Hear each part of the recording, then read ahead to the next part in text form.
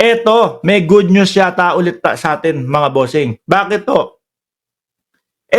Humarap po sa camera na naman si NBI Director. NBI Director Jimmy Santiago. May balita, may update, no? May sasabihin po patungkol doon sa humihingi ng asylum. Doon sa sa The Netherlands.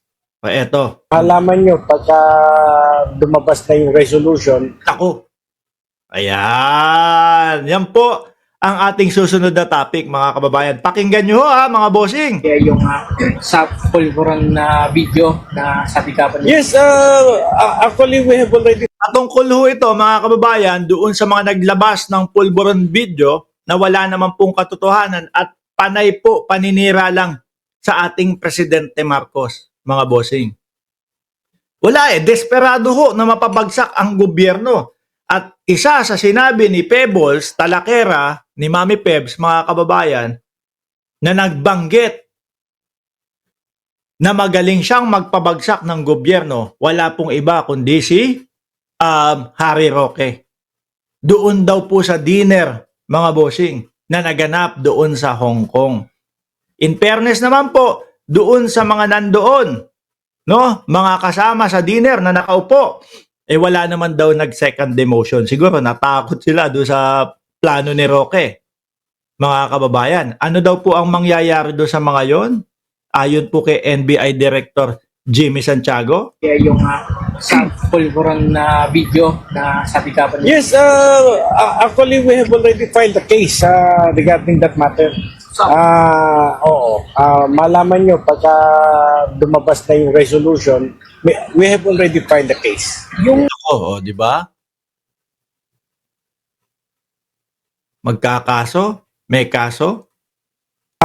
Oo. Malaman nyo, pagka lumabas na yung resolution, we have already filed a case. We have already filed the case. Pag lumabas na ang resolution, yari na. Janelle Vanderhurst, shout out sa iyo. Tuloy. Yung bininyag po ba sa TRICOM hearing na may kinalaman daw si Attorney Harry Roque na nasa likod daw po nun, magagamit po ba yun ng NBI sa case? Nako po! Ayan! Nung nanonood po ako ng TRICOM hearing na yon, mga bossing, bandang 2:00 na ng madaling araw dito sa amin yun. Nakalagay sa tenga ko yung cellphone ko, ganyan ho ako matulog, parang yung lola ko, no? Yung lola ko, ang pinapakinggan naman ho nun, mga kababayan, nakalimutan ko pangalan nun Pero lagi yun, gabi-gabi, hindi yun matutulog. Kahit pagkalakas-lakas ng radyo niya, pati kami nakikinig na ho. Hanggang sa umabot, bandang 2:00, 1:00, mga 11:00, hanggang 12:00, Dr. Lab ang pinapakinggan nun, yung lola ko. Sumalangit nawa, no? Nakakatulugan niya. Bandang 1:00 na. Si Miss X na yung pinapakinggan. Ako, inaantabayanan ko si Miss X noon Ibang klase, mga kababayan. Pero ganyan ho ako matulog. Nakikinig po ako ng mga hearing.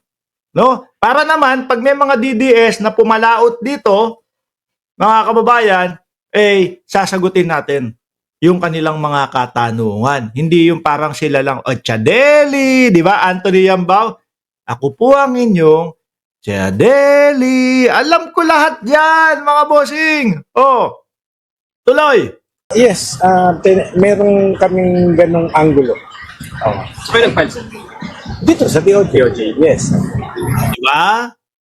Yung binanggit po ni Harry Roque, ni Pebbles Talakera, ni Mami Pebs, mga kababayan, na si Harry Roque ang promotor nung pulburon video, aaralin, aalamin, iimbestigahan at kakasuhan kapag napatunayan na si Harry Roque ang naglabas niyan. Kasi di ba may sinasabi pa ho sila?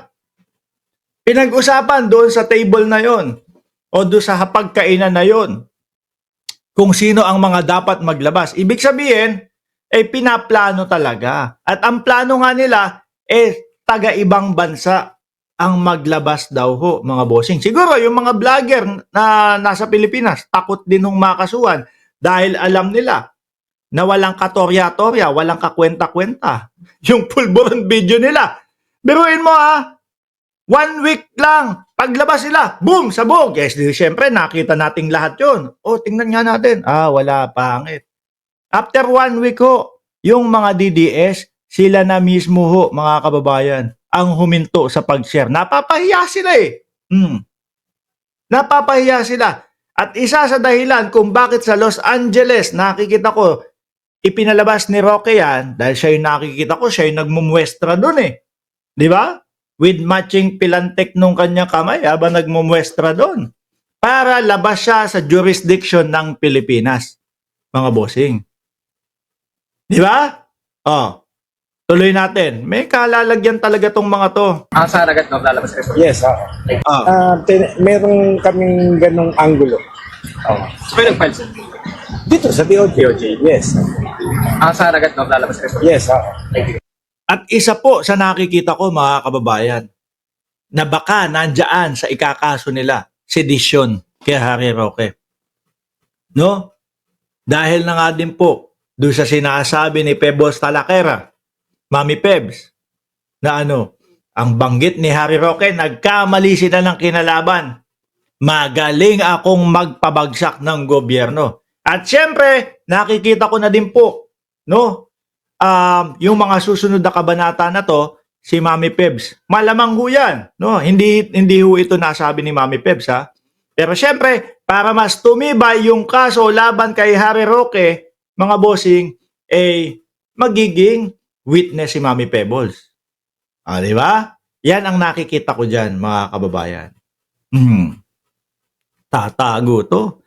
At kapag ka nakasuhan, umakyat sa korte, kailangan nang ipahagilap si Harry Roque. Makikipag-ugnayan na po ang Pilipinas, mga boss chief amo, sir, sa Interpol.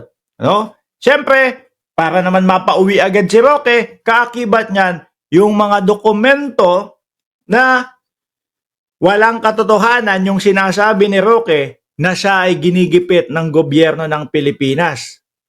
Ito po ang katotohanan. Hinihingan lang po siya ng dokumento para mapatunayan niya na yung pera niya na nasa bangko ay hindi po galing sa Pogo. Hinihingi lang po pero bigla nang tumakas. Makikita ho yan, mga kababayan. Isipin ng The Netherlands. Wala naman palang pagbabasihan doon sa hinihingi mong asylum sa amin. Sige, deny na to. Kailangan ka sa Pilipinas, may warrant of arrest ka dyan. Diba? Si Marlon, anak ng tinapato, hanggang ngayon naghahanap pa din kay First Lady. Sandamakmak na. Sandamakmak na yung balita at nagpakita ang First Lady. Hanggang ngayon, ang gunggong naghahanap pa din kay First Lady. Anak ng tinapa. Pag nakakita ng litrato yung mga DDS, bakit po ganyan? Bakit po mukhang edit yan? Bahala kayo sa buhay ninyo. mga siraan tok-tok ninyo. No? Yung nagsasabi na ang First Lady daw ay nakulong doon sa Estados Unidos hanggang ngayon, wala pa rin kayong maipakita. Di ba? Wala pa ding maipakita na litrato na nakaganon yung First Lady sa kulungan, Ano pinakitang litrato sa inyo? Yung labas nung pinagkukulungan daw ho. Miski ako, pag pumunta ako ng LA Pag pumunta ako ng LA, picture ako, dito nakakulong si Maharlika, nasa loob. Pero kapag wala akong patunay na nakakulong talaga doon, yun lang ang ipapakita ko sa inyo. Pero yung picture mismong nasa loob, wala. Ayoko magsalita. Bahala kayo dyan.